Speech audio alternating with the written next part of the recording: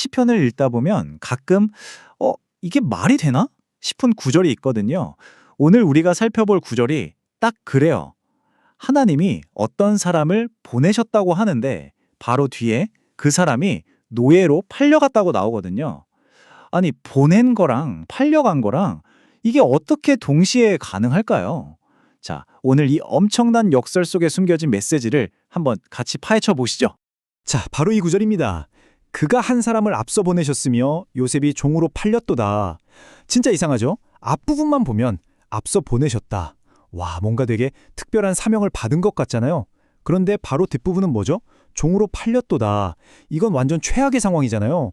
그러니까 이게 신성한 사명과 끔찍한 비극이 한 문전에 같이 있는 거예요. 이걸 도대체 어떻게 받아들여야 할까요? 자, 이 미스테리 같은 역설을 풀려면요, 시간을 아주 멀리 요셉이 태어나기도 훨씬 전으로 거슬러 올라가야 합니다. 첫 번째 단서는 바로 요셉의 조상들이 받은 하나님의 약속에 있거든요. 모든 이야기의 출발점이라고 할 수 있죠. 하나님께서 딱 한 가문을 콕 집으셨어요.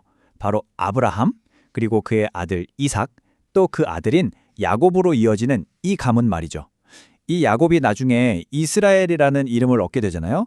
바로 이들에게 하나님이 아주 특별하고 영원한 약속, 그러니까 언약을 맺으셨던 겁니다. 이게 그냥 내가 잘해줄게 정도의 가벼운 약속이 아니었어요. 내가 너희의 하나님이 되어주겠다.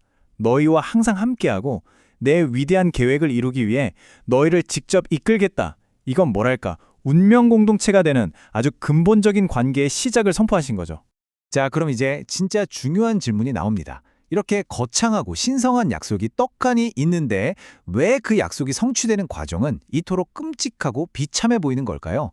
왜 하필 종의 길이었을까요? 이 약속과 현실의 엄청난 괴리감, 이게 바로 이 이야기의 심장부입니다. 한번 보세요. 왼쪽에는 하늘의 별처럼 많은 위대한 민족을 이루게 해주겠다는 정말 눈부신 약속이 걸려 있습니다. 그런데 오른쪽, 현실은 어떻죠? 그 위대한 민족의 씨앗이라고 할 수 있는 핵심 인물 요셉이 이집트 땅에서 노예로 팔려가고 있잖아요. 정말 말이 안 되는 상황이죠. 그러니까요. 어떻게 한 사람을 노예로 만드는 게 위대한 민족을 세우는 하나님의 계획일 수가 있는 걸까요? 이건 마치 동쪽으로 가야 하는데 서쪽으로 전력 질주하는 것과 같잖아요. 이 정반대의 두 그림을 어떻게 하나로 합쳐서 이해해야 하는지, 이게 바로 우리가 풀어야 할 숙제입니다. 자, 그 해답이 드디어 나옵니다. 이 해답은요, 단순히 요셉의 이야기를 이해하는 걸 넘어서 우리가 우리 인생의 고단을 바라보는 시각 자체를 완전히 뒤집어 버릴 수 있는 아주 강력한 개념 속에 숨어 있습니다. 바로 경륜이라는 단어입니다. 영어로는 보통 Divine Providence, 그러니까 신의 섭리라고 번역되는데요.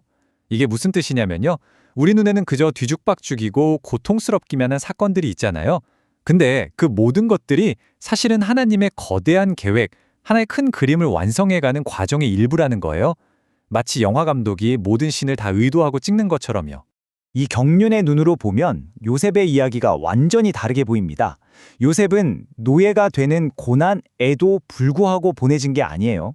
오히려 그 백성을 구원하기 위해서 노예가 되는 길을 통해서 보내진 겁니다. 그러니까 노예 사례가 계획의 장애물이 아니라 계획 그 자체의 일부, 아니 가장 핵심적인 방법이었던 거죠. 생각해 보세요. 하나님은 이스라엘을 위해 수많은 기적을 행하셨잖아요. 그런데 바로 그 하나님이 요셉의 시련을 사용해서 그의 가족 전체를 기근을 피해 이집트로 오게 만드셨어요.